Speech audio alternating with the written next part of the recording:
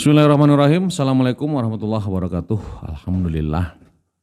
Sahabat KBT, kita ketemu kembali di segmen Jibril dalam kajian membangun personality dalam grid yang lebih tajam ya.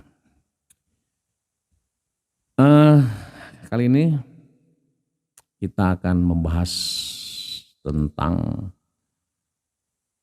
implementasi dari membangun personality tahap awal.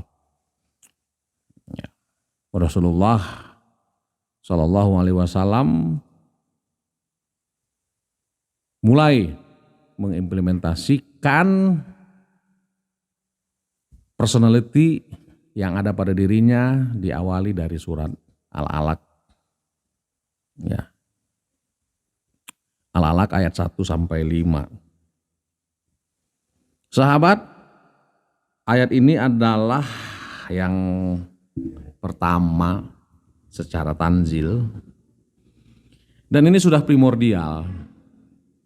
Oleh sebab itu harus kita kaji secara akurat, teliti dan hati-hati. Pertanyaannya, apa yang diterima Muhammad sehingga sah menjadi Rasul? Jawabnya pasti Iqra. Ya. Ini merupakan nafas pertama hingga berubahlah Muhammad bin Abdullah menjadi Muhammad Rasulullah. Pertanyaannya lagi, lantas apa Iqra itu? Semua orang tahu, artinya bacalah. Lantas apa baca itu? Ya. Apa yang dimaksud dengan baca? Pertanyaannya, logiskah bagi seorang rasul pertama kali itu disuruh atau diperintah, bukan diajari? Kalau memang Iqra itu adalah sebuah kalimat perintah. Logiskah bagi seorang rasul itu yang pertama adalah diperintah, bukan diajari? Kalau Iqra diartikan baca, berarti Rasul adalah pembaca. Nah, Nabi adalah pembaca. Dalam Al-Quran tidak ada kata al-mukri atau pembaca secara lafaz ini ya. Al-mukri itu artinya pembaca. Di Al-Quran tidak ada kata al-mukri atau gelar seperti itu untuk Rasul atau Nabi. Ya.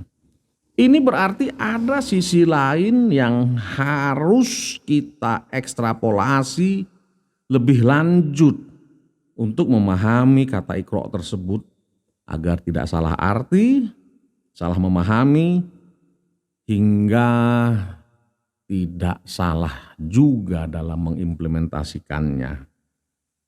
Nah, apa Iqra itu? Mari kita perhatikan pemakaian kata Iqra pada bangsa Quraisy. Ya, dan Jibril yang memakai kata tersebut untuk Khadijah, istri Rasulullah. Ya, pemakaiannya seperti ini. Faqra alaihas salam min rabbiha wa minni wa basyirha baiti fil jannah. Artinya, sampaikan pesan kepada dia. Salam dari Robnya dan dariku, dan sampaikan pada dia kabar gembira, rumahnya sudah disiapkan di jannah. Data ini bisa dibaca di buku hadis Sahih Muslim, ya, buku Sahih hadis Muslim, terbitan ke-6 halaman 289. Lengkap datanya saya sampaikan di sini. Ya. Sahabat, dari konteks tersebut berarti dapat disimpulkan Iqra itu mengandung pengertian sampaikan pesan. Faqra alaihas salam, sampaikan pesan. Gitu. Dengan demikian, kata ma'ana biqori bisa kita artikan pesan apa yang harus saya sampaikan sebagai penyampai pesan. Nah, Kan ketika Rasulullah disuruh Iqra, dia menjawab ma ana biqori. Ma ana biqori.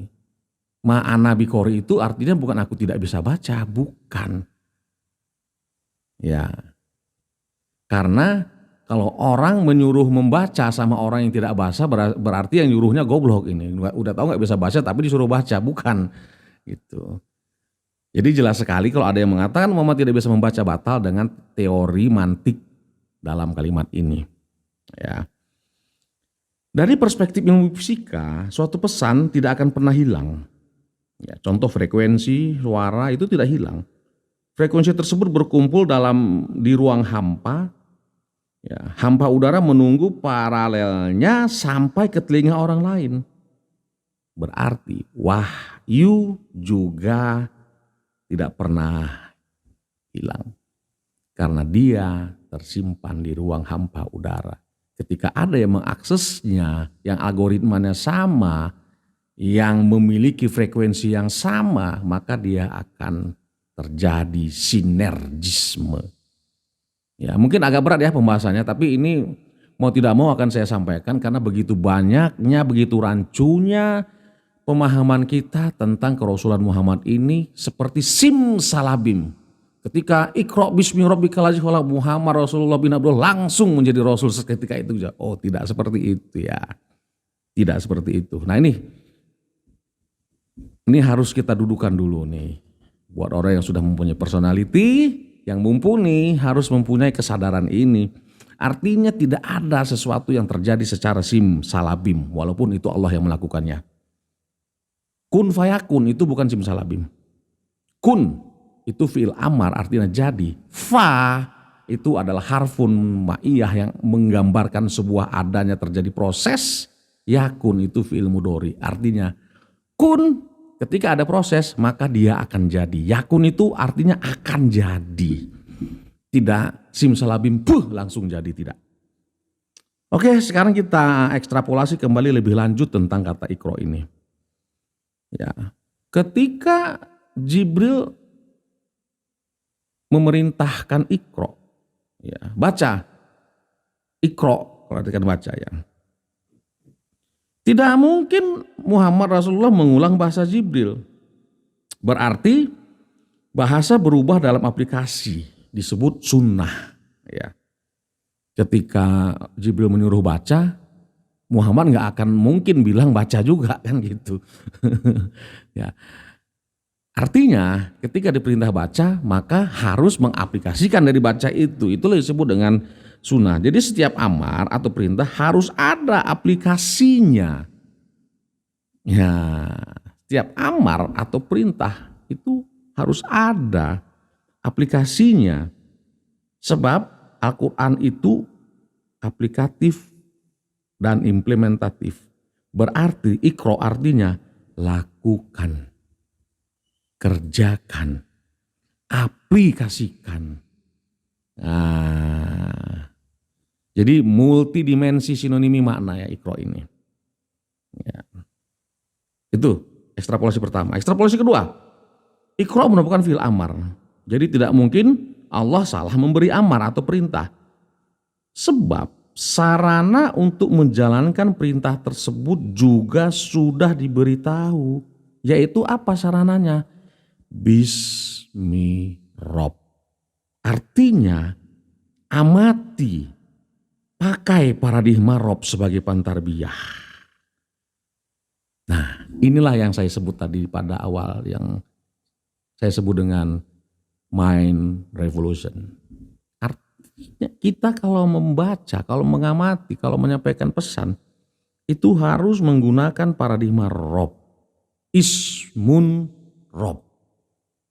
Nah, sementara Rasulullah Muhammad sudah paham dengan kata Rob ini. Dia tidak bertanya lagi seperti ketika diperintah Iqra. Dan dia bertanya, ma'ana biqori, enggak. Enggak, dia sudah paham. Tapi ketika ayat dilanjutkan, dia tidak bertanya lagi. Itu berarti dia sudah paham. Sebab 40 tahun sudah terlewati baginya adalah proses tarbiyah. dirinya. Ya. Dia sudah tahu apa itu Rob. Cuman yang membuat dirinya gemetar saat itu harus menyamakan persepsinya dengan persepsi mayoritas yang dia tahu secara mayoritas semua penduduk Mekah secara primordial menggunakan persepsinya sendiri, tidak menggunakan persepsi Rob. Orang menanamkan dirinya, orang mengartikan dirinya itu sesuai dengan kehendak dirinya, tidak lagi sesuai dengan kehendak Allah. Tidak lagi sesuai dengan ismun Allah. Gitu. Yang ketiga, kalau artinya sampaikan, berarti ia menyampaikan amanah dari Rob.